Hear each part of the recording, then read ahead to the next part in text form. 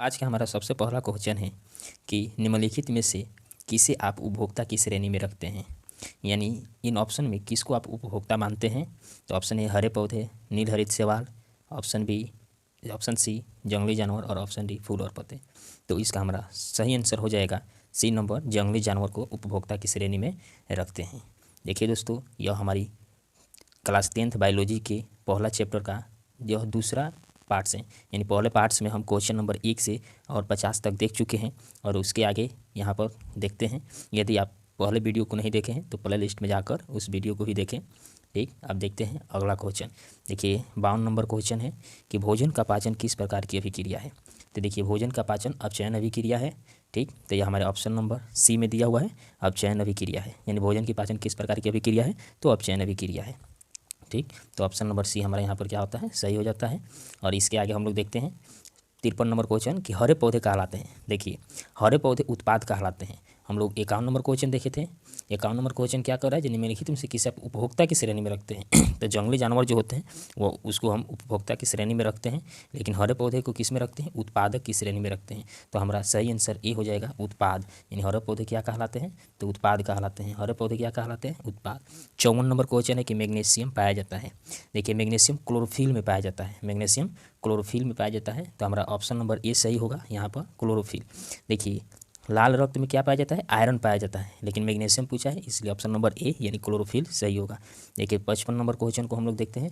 55 number question है, जब प्रकाश संश्लेषण की क्रिया में ऑक्सीजन बाहर निकलता है। यानी प्रकाश संश्लेषण की जब क्रिया होती है तो ऑक्सीजन किससे बाहर निकलता है, कार्बन डाइऑक्साइड से नहीं, जल से नहीं, ग्लूकोज से नहीं। तो हमारा सही आंसर क्या है, ऑप्शन नंबर ए जल से। यानी प्रकाश संश्लेषण की जब क्रिया होती है तो जो ऑक्सीजन बाहर निकलता है वह किससे निकलता है, तो जल से बाहर निकलता है। तो यहाँ पर हमारा ऑप्शन नंबर ए सही होगा। अब देखते हैं 56 नंबर क्वेश्चन को कि मनुष्य में ब्रीक एक तंत्र का भाग है जो संबंधित है। यानी जो मानव का किडनी होता है वो एक तंत्र का भाग, वो किससे संबंधित है, तो उत्सर्जन से संबंधित है। हमारा ऑप्शन नंबर सी सही हो जाएगा, उत्सर्जन। यानी मनुष्य का जो किडनी है वो किससे संबंधित है, उत्सर्जन से संबंधित है।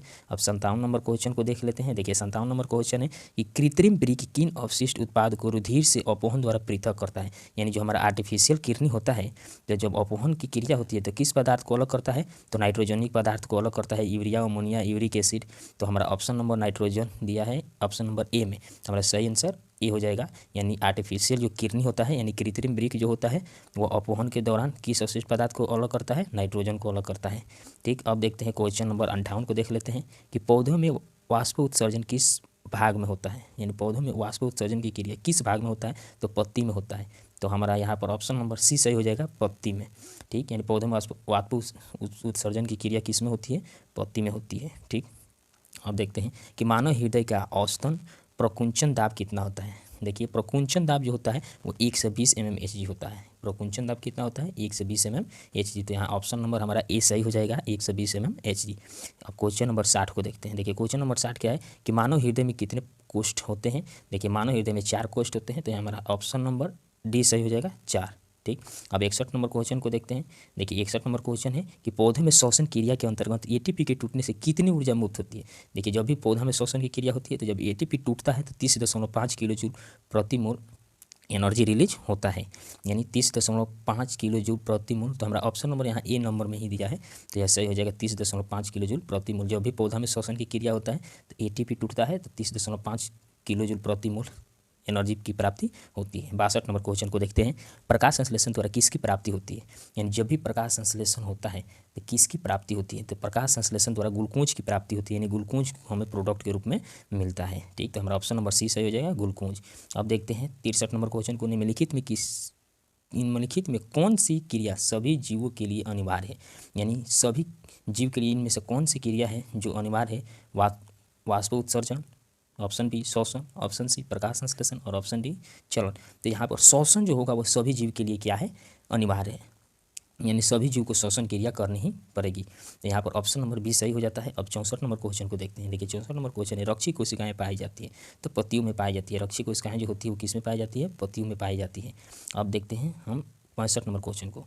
उसमें लिखा है कि पौधे के अवयवी भाग से जल के निष्कर्षण की क्रिया कहलाती है। यानी जो भी पौधे के वायवीय भाग से जल का निष्कर्षण की क्रिया क्या कहलाती है। तो देखिए वायवीय भाग से पौधों के जल का निष्कर्षण जब होता है तो उसे वाष्प उत्सर्जन कहते हैं, वाष्प उत्सर्जन कहते हैं, जो ऑप्शन नंबर ए में दिया है। तो हमारा अब देखते हैं 66 नंबर क्वेश्चन, यानी 66 नंबर क्वेश्चन है कि मनुष्य के आहार नाल की लंबाई कितनी होती है, तो 8 से 10 मीटर होती है आहार नाल की लंबाई। ठीक, हम लोग की लंबाई 4 से 5 मीटर है, जबकि आहार नाल की लंबाई कितना है, 8 से 10 मीटर। तो हमारा ऑप्शन नंबर ए सही हो जाता है, 8 से 10 मीटर। अब देखते हैं 67 नंबर क्वेश्चन को। देखिए 67 नंबर क्वेश्चन दिया है कि स्वपोषी पोषण के लिए आवश्यक है। देखिए स्वपोषी पोषण के लिए क्या आवश्यक है, यानी जो भी स्वपोषण की प्रक्रिया करना होता है तो क्या आवश्यक होता है, तो स्वपोषी पोषण के लिए यहाँ पर कार्बन डाइऑक्साइड, क्लोरोफिल, सूर्य के प्रकाश, ये सभी आवश्यक है। यानी ऑप्शन नंबर हमारा डी सही हो जाएगा कि स्वपोषी पोषण के लिए आवश्यक क्या है, क्लोरोफिल, सूर्य के प्रकाश, कार्बन डाइऑक्साइड, ये सभी हो जाएगा। ठीक, अब देखते हैं हम यहाँ पर 68 नंबर क्वेश्चन को देखते हैं। देखिए 68 नंबर क्वेश्चन कह रहा है कि पाइरुवेट के विखंडन से, यह पाइरुवेट के कार्बन डाइऑक्साइड, जल तथा ऊर्जा देता है और यह क्रिया होती है। यानी सिंपल आपसे क्वेश्चन पूछ रहा है, ये पाइरुवेट का विखंडन कहाँ होता है, तो पाइरुवेट का विखंडन जो है माइटोकॉन्ड्रिया में होता है। कहाँ होता है, माइटोकॉन्ड्रिया में होता है, और इसके फलस्वरूप हमको जल, ऊर्जा और कार्बन डाइऑक्साइड मिलता है। तो 68 नंबर क्वेश्चन है, जब पाइरुवेट के विखंडन से यह कार्बन डाइऑक्साइड, जल तथा ऊर्जा देता है और यह क्रिया होती है तो माइटोकॉन्ड्रिया में होती है। कहाँ होती है, माइटोकॉन्ड्रिया में होती है। अब देखते हैं 69 नंबर क्वेश्चन को, यानी 69 नंबर क्वेश्चन क्या कह रहा है, 69 नंबर क्वेश्चन कहता है कि पादप में जाइलम उत्तरदायी होता है। देखिए जाइलम जल और फ्लोएम फल, यानी जाइलम दिया है तो जल को ढोएगा, तो हमारा ऑप्शन नंबर ए सही हो जाएगा, जल का वहन करता है। जाइलम किसका वहन करता है, जल का वहन करता है, और फ्लोएम रहता तो फल यानी भोजन का वहन करता है। चलिए यहाँ पर अब 70 नंबर क्वेश्चन को देख लेते हैं। देखिए 70 नंबर क्वेश्चन है कि इनमें कौन प्रकाश संश्लेषी अंगक है, तो प्रकाश संश्लेषी अंगक हरित लवक है, सही है, पत्ती नहीं है। देखिए प्रकाश संश्लेषी अंगक हरित लवक, सूर्य की प्रकाश हो गई, कार्बन डाइऑक्साइड हो गया, यह होते हैं। तो प्रकाश संश्लेषी अंगक हरित लवक है, क्या है, हरित लवक। अब देखते हैं हम 71 नंबर क्वेश्चन को। देखिए 71 नंबर क्वेश्चन कह रहा है कि इनमें किसके द्वारा अमीबा भोजन का अंतर्ग्रहण करता है, तो कुटपाद के द्वारा अमीबा भोजन का अंतर्ग्रहण करता है। उसके बाद देखते हैं, देखिए 72 नंबर क्वेश्चन कि प्रकाश संश्लेषण के प्रक्रम में निम्नलिखित में क्या नहीं होता है। तो देखिए जब प्रकाश संश्लेषण के प्रक्रम होता है तो निम्नलिखित में क्या नहीं होता है, कार्बन डाइऑक्साइड मुक्त नहीं होता है। तो कार्बन डाइऑक्साइड मुक्त नहीं होता है तो हमारा ऑप्शन नंबर बी सही हो जाएगा। देखिए प्रकाश संश्लेषण जब होता है तो कार्बन डाइऑक्साइड उसमें लगता है, मुक्त नहीं होता है। ठीक, तो यहीं करा है, नहीं पूछा है तो कार्बन डाइऑक्साइड हो जाएगा यहाँ पर आंसर नंबर बी। अब देखते हैं 73 नंबर क्वेश्चन। देखिए 73 नंबर क्वेश्चन है जो इनमें किस क्षेत्र के द्वारा ग्रसनी ग्रास नली से जुड़ा रहता है, यानी जुड़ा होता है। तो देखिए निगल द्वार के द्वारा जो है ग्रसनी ग्रास नली से जुड़ा रहता है। ठीक, तो हमारा ऑप्शन नंबर ई सही हो जाएगा, निगल द्वार। क्वेश्चन क्या है, इनमें से किस छिद्र के द्वारा ग्रसनी ग्रास नली से जुड़ा रहता है, तो निगल द्वार के द्वारा। ठीक, अब देखते हैं 74 नंबर क्वेश्चन, ग्रहणी भाग है, तो ग्रहणी स्मॉल इंटेस्टाइन का भाग होता है, तो ऑप्शन नंबर सी दिया है, छोटी आंत, इसी को इंग्लिश में स्मॉल इंटेस्टाइन कहते हैं। अब देखते हैं 75 नंबर क्वेश्चन। देखिए 75 नंबर क्वेश्चन कह रहा है कि इनमें समानतः किसका उपयोग कोशिका द्वारा ऊर्जा उत्पादन के लिए करते हैं। कह रहा है जी इनमें से किस समानतः किसका उपयोग कोशिका द्वारा ऊर्जा उत्पादन के लिए करते हैं, तो एमाइनो अम्ल, वासा अम्ल यानी फैटी एसिड, ऑप्शन सी कर रहा है ग्लूकोज, और ऑप्शन डी कर रहा है सुक्रोज। तो देखिए ग्लूकोज का उपयोग हम कोशिका द्वारा ऊर्जा उत्पादन के लिए करते हैं, तो हमारा सही आंसर क्या होगा, ऑप्शन नंबर सी। ठीक, अब देखते हैं इसके आगे है 76 नंबर क्वेश्चन। 76 नंबर क्वेश्चन क्या कह रहा है, देखिए 76 नंबर क्वेश्चन कह रहा है जो मनुष्य में सांस लेने और सांस छोड़ने की क्रिया को कहा जाता है। देखिए दोनों पूछ रहा है, सांस लेने को भी और सांस छोड़ने को भी। तो सांस लेने और सांस छोड़ने की क्रिया को क्या कहते हैं, श्वासोच्छ्वास कहते हैं। तो हमारा यहाँ पर ऑप्शन नंबर बी सही हो जाता है। अब देखते हैं हम 77 नंबर क्वेश्चन को। देखिए पौधों में गैसों का आदान प्रदान के लिए रहते हैं, यानी पौधों में गैसों के आदान प्रदान के लिए क्या रहते हैं, तो रंध्र रहता है, यानी रंध्र पाया जाता है पौधों में गैसों के आदान प्रदान के लिए। ठीक, ये समय समय पर खुलता है और बंद होता है जिससे वाष्प उत्सर्जन होता है। तो पौधों में गैसों का आदान प्रदान के लिए क्या रहता है, रंध्र रहता है। अब देखते हैं हम 78 नंबर क्वेश्चन को कि 78 नंबर क्वेश्चन करें श्वसन की क्रिया में खाद्य पदार्थ का क्या होता है। देखिए श्वसन की क्रिया में खाद्य पदार्थ का दहन होता है, क्या होता है, दहन होता है। यही कहता है पाचन की क्रिया में खाद्य पदार्थ का क्या होता है, तो विघटन हो जाता है। लेकिन यहाँ पर कह रहा है श्वसन की क्रिया में खाद्य पदार्थ का क्या होता है, तो श्वसन की क्रिया में खाद्य पदार्थ का दहन होता है। ठीक, और देखिए 79 नंबर क्वेश्चन को देखते हैं कि मनुष्य के ट्रेकिया में पाए जाते हैं। तो देखिए मनुष्य के ट्रेकिया में उपास्थि के बने पूर्ण बलय पाए जाते हैं, तो यहाँ पर हमारा ऑप्शन नंबर ए ही सही हो जाएगा, उपास्थि के बने हुए पूर्ण बलय। मनुष्य के ट्रेकिया में क्या पाया जाता है, उपास्थि के बने पूर्ण बलय, ठीक, अब देखिए 80 नंबर क्वेश्चन को पढ़ते हैं। देखिए 80 नंबर क्वेश्चन कह रहा है कि आणविक ऑक्सीजन की उपलब्ध नहीं होने से पाइरुवेट का परिवर्तन जंतु में किस यौगिक से होता है। देखिए फिर से पढ़ते हैं कि आणविक ऑक्सीजन की उपलब्ध नहीं होने पर पाइरुवेट का परिवर्तन जंतु में किस यौगिक में होता है। यानी जब जंतु के शरीर में ऑक्सीजन उपलब्ध नहीं रहेगा तो पाइरुवेट का विखंडन किस में होता है, तो लैक्टिक एसिड में होता है। ऑप्शन नंबर ए सही हो जाएगा। यानी माइटोकॉन्ड्रिया में ऑक्सीजन नहीं रहता है तो उस समय पाइरुवेट एसिड किस में बदल जाता है, लैक्टिक एसिड में बदल जाता है। अब देखते हैं 81 नंबर क्वेश्चन। 81 नंबर क्वेश्चन कह रहा है कि पौधों में किस क्रिया के द्वारा बाहरी वातावरण से ऑक्सीजन कोशिका में पहुंचती है। यानी पौधे में कौन सी क्रिया होती है कि बाहरी वातावरण से जो ऑक्सीजन होता है वो कोशिका तक पहुंचती है। तो विसरण की अभिक्रिया, यानी ऑप्शन नंबर ए ही सही हो जाएगा। विसरण की अभिक्रिया के द्वारा बाहर वातावरण से ऑक्सीजन कोशिका में पहुंचता है। अब देखते हैं 82 नंबर क्वेश्चन को। देखिए 82 नंबर क्वेश्चन है कि फ्लोएम में खाद्य पदार्थों का परिवहन पौधों में किस दिशा में होता है। यानी फ्लोएम में खाद्य पदार्थ का परिवहन किस दिशा में होता है। तो देखिए जल का जो परिवहन होता है तो जाइलम के द्वारा केवल नीचे से ऊपर होता है, लेकिन यहाँ फ्लोएम पूछा है जो फ्लोएम में खाद्य पदार्थ का परिवहन पौधों की किस दिशा में होता है, तो दोनों दिशा में होता है। ऊपर और नीचे दोनों दिशा में फ्लोएम में खाद्य पदार्थों का परिवहन होता है। तो हमारा ऑप्शन नंबर सी सही हो जाएगा। ऑप्शन नंबर सी दिया है कि ऊपर और नीचे दोनों दिशा में खाद्य पदार्थों का परिवहन होता है। अब देखते हैं 83 नंबर क्वेश्चन, जो पानी और घुलित खनिज का पौधों में स्थानांतरण होता है। यानी पानी है तो देखिए जल है तो जाइलम होगा। तो जहाँ पर जल देखिए जाइलम को सही कीजिए, और जहाँ पर फल यानी भोजन को देखिए वहाँ फ्लोएम को सही कीजिए। तो यहाँ पानी है यानी जल है, तो जल है तो कौन आंसर सही होगा, ऑप्शन नंबर ए यानी जाइलम नलिका द्वारा। यानी पानी और घुलित खनिज का पौधों में हस्तांतरण होता है किसके द्वारा, तो जाइलम नलिका द्वारा। अब देखते हैं 84 नंबर क्वेश्चन। देखिए 84 नंबर क्वेश्चन है कि रक्त किसकी उपस्थिति के कारण लाल दिखाई देता है, तो हीमोग्लोबिन की उपस्थिति के कारण लाल दिखाई देता है। अब देखते हैं 85 नंबर क्वेश्चन, एक कोशिकीय शैवाल में जल का परिवहन होता है। देखिए जल लिखा है तो जाइलम वाहिका मार दीजिए। ठीक, तो एक कोशिकीय शैवाल में जल का परिवहन जाइलम वाहिकाओं द्वारा होता है।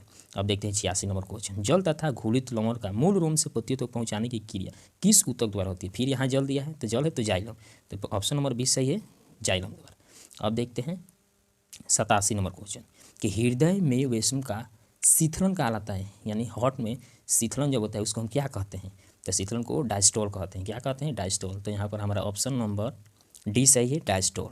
ठीक, अब देखते हैं 88 नंबर क्वेश्चन। 88 नंबर क्वेश्चन कह रहा है शुद्ध तथा ऑक्सीजन नित रक्त को हृदय से शरीर के विभिन्न भाग में ले जाने वाली रक्त वाहिनियाँ कहलाती हैं।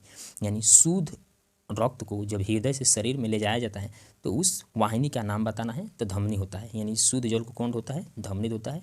और कहाँ से, तो हृदय से शरीर के विभिन्न कोशिकाओं। अब देखते हैं 89 नंबर क्वेश्चन को, यानी 89 नंबर क्वेश्चन है कि वृक्क किस जैव प्रक्रमण का हिस्सा है। तो देखिए किडनी जो होता है उत्सर्जन का हिस्सा होता है। यह मतलब यूरिक एसिड यानी मूत्र को बाहर निकालने में सहायता प्रदान करता है, तो उत्सर्जन। तो वृक्क किस जैव प्रक्रमण का हिस्सा है, तो उत्सर्जन। यहाँ पर ऑप्शन नंबर हमारा डी सही हो जाएगा, उत्सर्जन।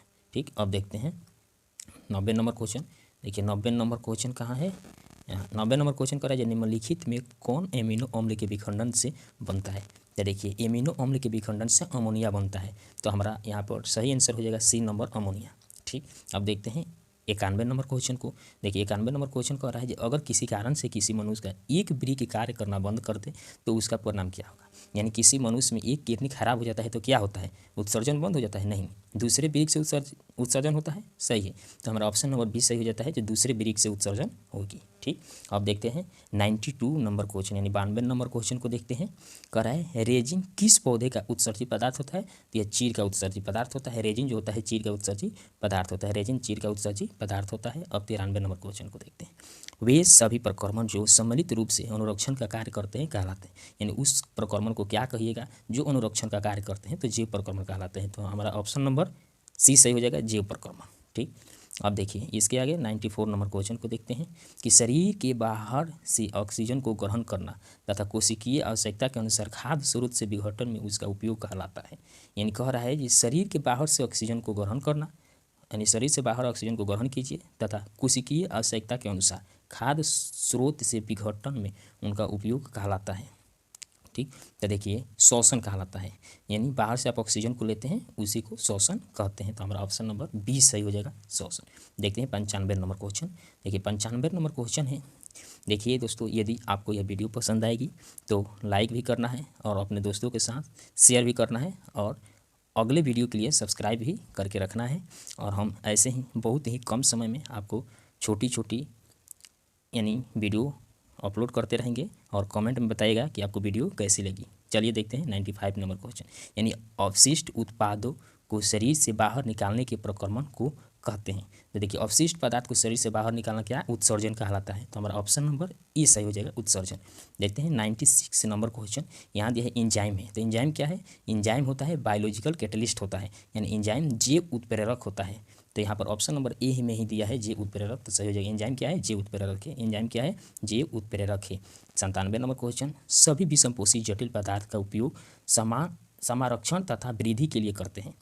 इन जटिल पदार्थों को खंडित करने के लिए विषमपोषी जैव उत्प्रेरक का उपयोग करते हैं, वे जैव उत्प्रेरक कहलाता है। यानी कह रहा है जो भोजन के विखंडन के लिए जब जैव उत्प्रेरक का उपयोग करते हैं तो उस जैव उत्प्रेरक को क्या कहते हैं। तो देखिए ऊपर में ही देखे थे, जैव उत्प्रेरक एंजाइम होता है। जैव उत्प्रेरक क्या होता है, एंजाइम। तो हमारा ऑप्शन नंबर बी सही हो जाएगा, एंजाइम। ठीक, अब देखते हैं 98 नंबर क्वेश्चन को। देखिए 98 नंबर क्वेश्चन कर रहा है कि हमारे द्वारा खाए गए भोजन से व्युत्पन्न ऊर्जा का कुछ भाग हमारे शरीर में डैश के रूप में संचित रहता है। देखिए एनिमल के शरीर में जो भोजन के रूप में इकट्ठा रहता है उसको ग्लाइकोजन कहते हैं। क्या कहते हैं, ग्लाइकोजन कहते हैं। ठीक, और पौधों में स्टार्च के रूप में भोजन इकट्ठा होता है और जंतुओं के शरीर में ग्लाइकोजन के रूप में भोजन इकट्ठा होता है। तो यहाँ ऑप्शन नंबर हमारा बी सही हो जाएगा। देखते हैं 99 नंबर क्वेश्चन को। देखिए 99 नंबर क्वेश्चन है, निम्नलिखित में कौन भोज्य पदार्थ का विघटन शरीर के बाहर ही कर देते हैं और तब उनका अवशोषण करते हैं। यानी भोजन करने से पहले उसका विघटन शरीर से बाहर ही करके तब भोजन करते हैं। तो इनमें से वो कौन है, यानी फफूंदी, B number yeast, C number mushroom, D number इनमें सभी। तो देखिए यह सभी जो होते हैं वह भोजन को ग्रहण करने से पहले उसका विघटन शरीर से बाहर ही कर देते हैं। तो हमारा ऑप्शन नंबर यहाँ पर डी सही हो जाता है, इनमें से सभी। अब देखते हैं 100 नंबर क्वेश्चन, जीव जो पौधों और जंतु को बिना मारे उनसे पोषण प्राप्त करते हैं, यानी उस जीव का नाम बताइए जो पौधे और जंतु को बिना मारे उनसे भोजन प्राप्त करते हैं, उसे आप क्या कहते हैं। तो उसे देखिए, तो ऑप्शन ए दिया है अमरबेल, ऑप्शन बी फीता कृमि, ऑप्शन सी लीच और ऑप्शन डी इनमें सभी। तो ये सभी जो होते हैं यानी अमरबेल, फीता कृमि और लीच जो होते हैं वह जीव और पौधे को बिना मारे उससे अपना भोजन को ग्रहण करते हैं। तो इसका सही आंसर डी हो जाएगा, इनमें से सभी।